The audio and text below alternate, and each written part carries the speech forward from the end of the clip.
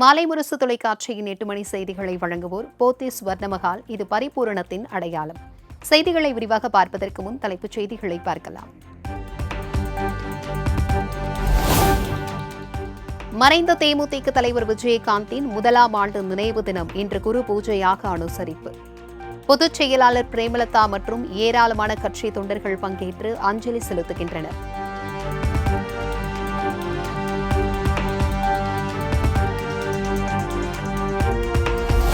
மறைந்த தேமுதிக தலைவர் விஜயகாந்தின் முதலாம் ஆண்டு நினைவு தினத்தை ஒட்டி நினைவிடம் நோக்கி பேரணி நடத்த காவல்துறை அனுமதி மறுப்பு. போக்குவரத்திற்கு இடையூறு ஏற்படும் என்பதால் காவல்துறை நடவடிக்கை.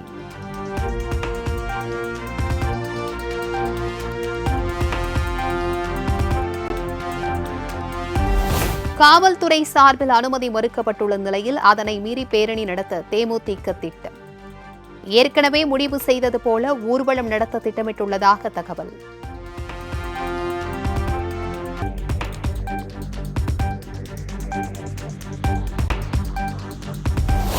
கேப்டன் விஜயகாந்தின் குரு பூஜையை ஒட்டி தமிழகம் மட்டுமின்றி அண்டை மாநிலங்களில் இருந்தும் வருகை தந்த தேமுதிகவினர் மொட்டையடித்தும் மலர் தூவியும் விஜயகாந்திற்கு மரியாதை.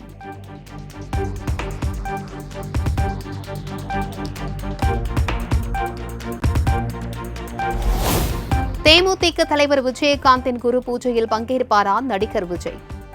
விஜய பிரபாகரன் உள்ளிட்ட தேமுதிகவினர் நேரில் அழைப்பு விடுத்த நிலையில் ரசிகர்கள் எதிர்பார்ப்பு.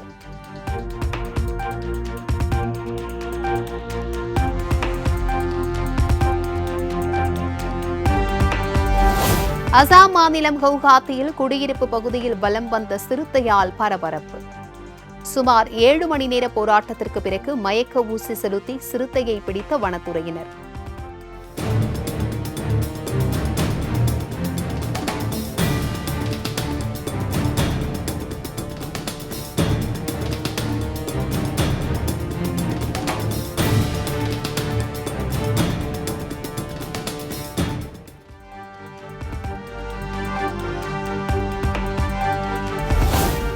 இன்று முதல் 4 நாட்களுக்கு இணையவழி பட்டா மாறுதல் மேற்கொள்ளும் இணையதளம் செயல்படாது. பட்டா இணையவழி சேவை தற்காலிகமாக நிறுத்தி வைக்கப்படுவதாக தமிழ்நாடு அரசு அறிவிப்பு.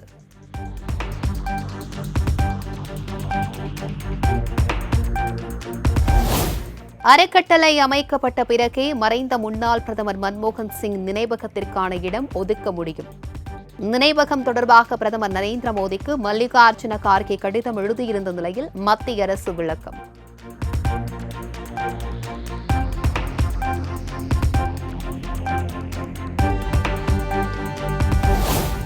சென்னை அண்ணா பல்கலைக்கழக மாணவி பாலியல் வன்கொடுமை தொடர்பான வழக்கு உயர்நீதிமன்றத்தில் இன்று விரிவான அறிக்கை தாக்கல் செய்கிறது காவல்துறை.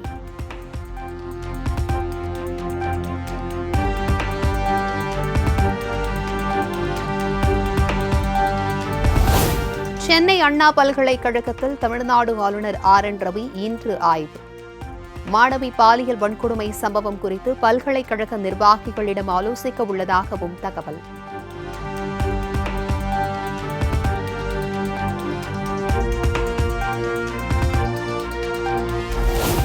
பல்கலைக்கழக மாணவி வழக்கு நேர்மையாக விசாரிக்கப்பட வேண்டுமென்றால் சிபிஐ வசம் ஒப்படைக்க வேண்டும்.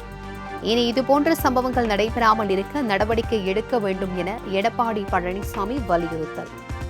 இந்த காவல்துறை செயல்படுகின்ற அச்சம் மக்களிடத்தில் இருக்கின்றது. ஆகவே நடுநிலையோடு உண்மையாக பாதிக்கப்பட்ட மாணவிக்கு நீதி கிடைக்கின்ற விதமாக விசாரணை நடைபெற வேண்டும் என்றால் இந்த வழக்கை சிபிஐயிடம் ஒப்படைக்க வேண்டும்.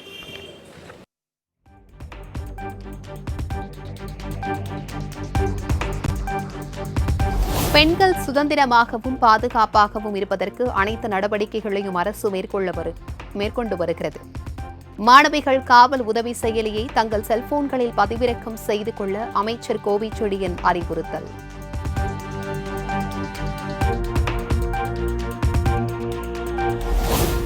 தமிழ்நாடு அரசை கண்டித்து தன்னைத்தானே சாட்டையால் அடித்துக் கொண்டார் அண்ணாமலை. அண்ணா பல்கலைக்கழக மாணவி விவகாரத்தில் தனக்கு தானே தண்டனை அளித்துக் கொண்டதால் பரபரப்பு.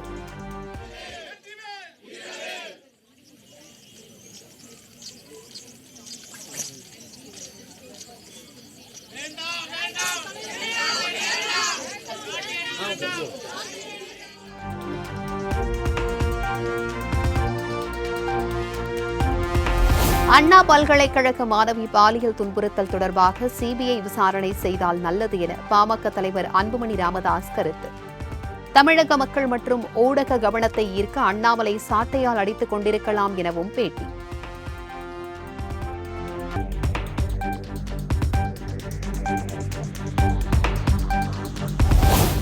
தன்னைத்தானே சாட்டையால் அடித்துக் கொள்கிறேன் என அண்ணாமலை வித்தை காட்டுகிறார். தூத்துக்குடியில் அமைச்சர் கீதா ஜீவன் கடும் விமர்சனம். அதே மாதிரி பாத்தீங்கன்னா பாஜக தலைவர் அவர் எல்லா பிரஸ்காரங்களையும் கூப்பிட்டு வச்சு ஒரு வித்தை காமிச்சிட்டு இருந்தாரு.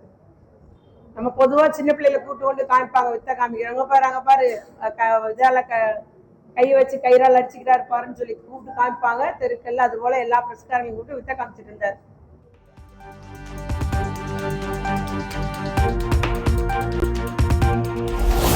பாஜக மாநில தலைவர் அண்ணாமலையை கலாய்க்க மனம் வரவில்லை.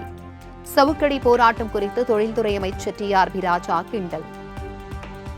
பசங்க நிறைய பேர் இங்க பேசும்போது கேட்டாங்க, உங்களை நாங்க தான் கலாய்க்கணும், நீங்களே கலாய்ச்சிக்கிறீங்க அப்படின்னு அப்படின்னு சொன்னாங்க. அது எனக்கு அவங்களுக்கு கிண்டல் பண்ணணும்னே தோண மாட்டேது. ஏன்னா இப்படி இருக்காங்களே, அவங்களை என்ன பேச முடியும்ப்பா? அவங்களுக்கு உதவி தேவை, அவங்களுக்கு நல்ல மருத்துவரை அலுவலது நல்லது.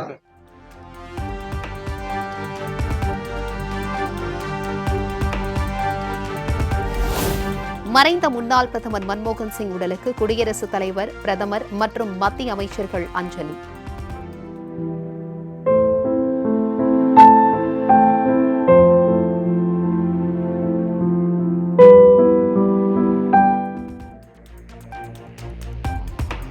சோனியா காந்தி, ராகுல் காந்தி, மல்லிகார்ஜுன கார்கே உள்ளிட்ட பல்வேறு தலைவர்கள் நேரில் அஞ்சலி.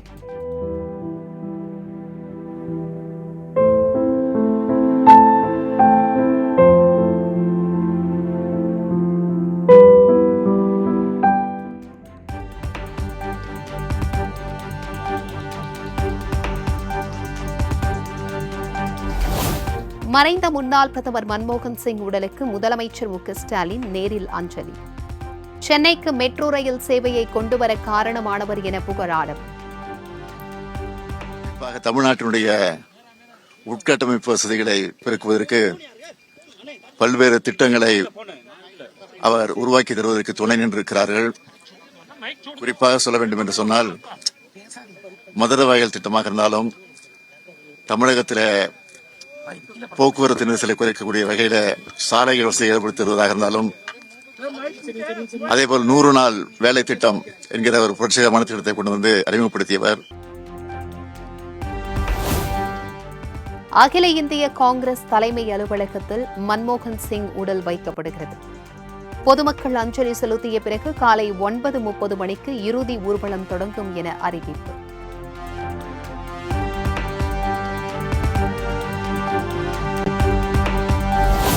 டெல்லி நிகாம்போத் காற்று மயானத்தில் அரசு மரியாதையுடன் தகனம் செய்யப்படுகிறது மன்மோகன் சிங் உடல். முழு ராணுவ மரியாதையுடன் இறுதி சடங்கு நடைபெறும் என மத்திய அரசு அறிவிப்பு.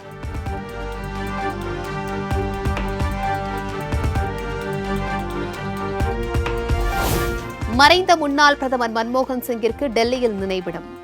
காங்கிரஸ் கோரிக்கையை ஏற்று மத்திய அரசு ஒப்புதல் அளித்திருப்பதாக தகவல்.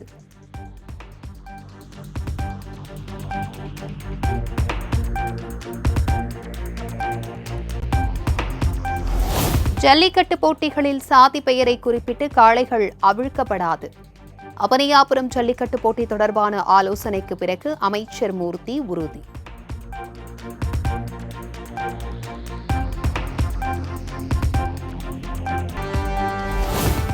வெள்ளி விழா காணும் கன்னியாகுமரி திருவள்ளுவர் சிலைக்கு கீழ் லேசர் ஒளி அமைப்பு.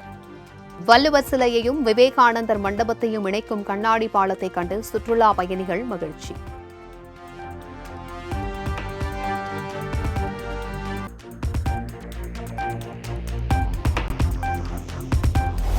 திண்டுக்கல் எஸ்பி அலுவலகத்தில் சென்னையை சேர்ந்த IT ஊழியரான இளம்பெண் பாலியல் புகார். திருமணம் செய்து கொள்வதாக கூறி லட்சக்கணக்கில் பணத்தை ஏமாற்றிய இளைஞர் மீது நடவடிக்கை எடுக்க கண்ணீர் மல்க கோரிக்கை. அதுவும் இல்லாமல் அவங்க அம்மா தங்கச்சியோட நகைச்சீட்டு எல்லாமே நான் கட்டியிருக்கேன். அதுக்கான ப்ரூஃப் எல்லாமே நான் சப்மிட் பண்ணியிருக்கேன். இது இல்லாமல் நான் என்னை உடல் ரீதியாகவும் மன ரீதியாகவும் ரொம்பவே அவங்க ஃபேமிலியே சேர்ந்து என்னை பாதிப்படைய வச்சுருக்காங்க.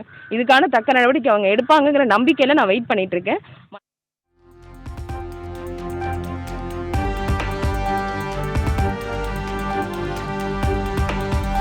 ஈரோடு அருகே அரசு வேலை வாங்கி தருவதாக கூறி துணை தாசில்தாரிடம் 2 கோடி ரூபாய் மோசடி. 5 பேர் கொண்ட கும்பல் கைது. முக்கிய குற்றவாளிக்கு போலீசார் வலைவீச்சு.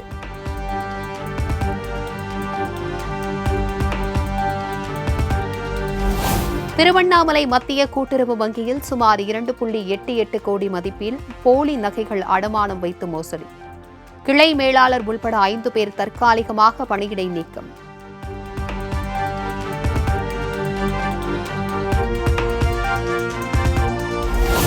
கொடைக்கானலில் விதியை மீறி ஆபத்தான முறையில் ஜீப் சவாரி. பிக்கப் வாகனம் வனப்பகுதிக்குள் கவிழ்ந்த வீடியோ இணையதளத்தில் வைரல்.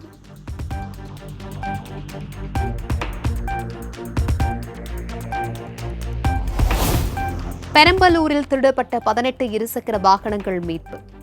4 பேர் கொண்ட கும்பலை கைது செய்து போலீசார் நடவடிக்கை.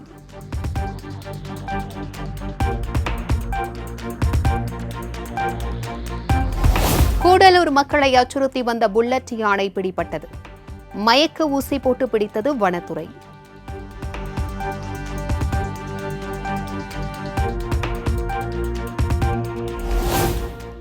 திருவண்ணாமலை, மதுரை உள்ளிட்ட பல்வேறு பகுதிகளில் கனமழை. ஈரோடு, அந்தியூர் பகுதிகளில் பெய்த மழையால் விவசாயிகள், பொதுமக்கள் மகிழ்ச்சி.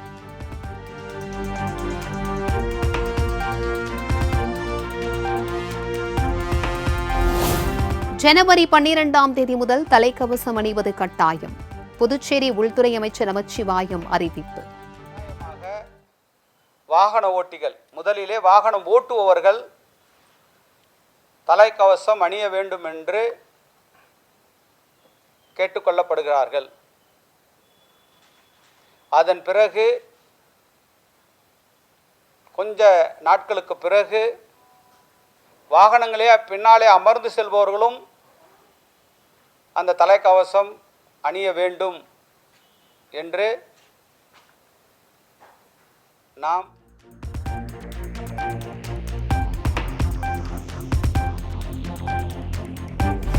புதுச்சேரியில் புத்தாண்டு கொண்டாட நள்ளிரவு 12:30 மணி வரை மட்டுமே அனுமதி. பாதுகாப்பு பணியில் 2000 காவலர்கள் மற்றும் 500 தன்னார்வலர்கள் ஈடுபட உள்ளதாக உள்துறை அமைச்சர் நமச்சிவாயம் பேட்டி.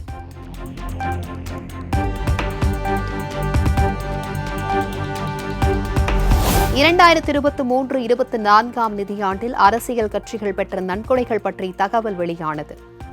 பாஜக 2244 கோடி ரூபாய், PSR 580 கோடியும், காங்கிரஸ் 290 கோடி நன்கொடை பெற்றதாக தகவல்.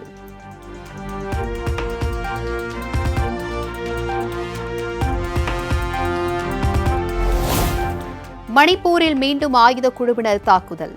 பாதுகாப்பு படையினர் தக்க பதிலடி கொடுத்து குழந்தைகள், பொதுமக்களை மீட்டதாக தகவல்.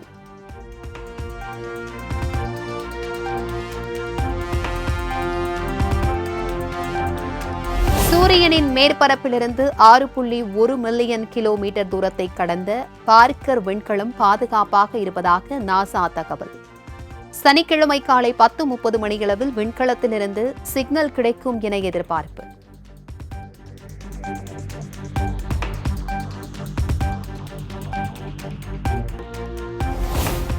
8 அணிகள் பங்கேற்கும் 6வது ஹாக்கி இந்திய லீக் போட்டி ஒடிஷாவில் இன்று தொடங்குகிறது. முதல் லீக் ஆட்டத்தில் டெல்லி SG அணி கோனசிகாவை எதிர்கொள்கிறது.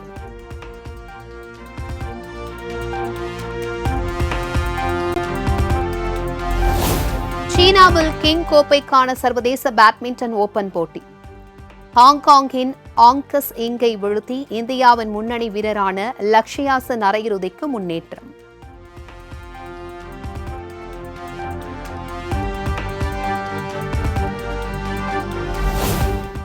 திருக்குறள் படக்குழுவினர் இசைஞானி இளையராஜாவுடன் சந்திப்பு. திருக்குறள் படத்திற்காக இளையராஜா வித்தியாசமான இசையை கொடுத்திருப்பதாக படக்குழுவினர் பெருமிதம். ஹைதராபாத்தில் கூட்ட நெரிசலில் சிக்கி பெண் உயிரிழந்த விவகாரம். நடிகர் அல்லு அர்ஜுனிடம் காணொலி காட்சி மூலம் போலீசார் விசாரணை.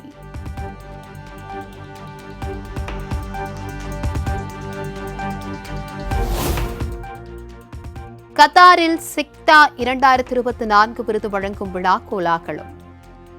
நடிகை குஷ்பு, நடிகர்கள் விமல், யோகி பாபு, ரியாஸ்கான் உள்ளிட்ட பலருக்கு சிக்தா விருது வழங்கி கௌரவம்.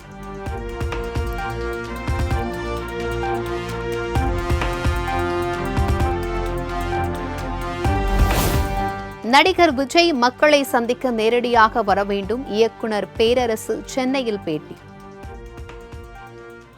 சந்திக்கணும். அப்போ நீ சந்திக்காமல் இங்கே ரூம்க்கு வந்து மாலை போட்டிங்கன்னா இந்த விமர்சனம் வரும். இது இனிமேலாவது அது அண்ணாதுரையாக இருக்கட்டும், அம்பேத்கராக இருக்கட்டும், பெரியாராக இருக்கட்டும், நீங்கள் மாலை வந்தால் நீங்கள் அரசு வந்துட்டு சார், அரசு வந்ததுக்கப்புறம் நம்ம தவிர்க்கக்கூடாது. அது இனிமேல் கவனம்.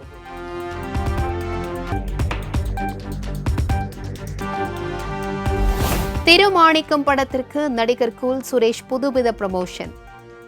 அண்ணாமலை பாணியில் தன்னைத்தானே சாட்டையால் அடித்து விளம்பரம். திருப்பதி பிரதர்ஸ்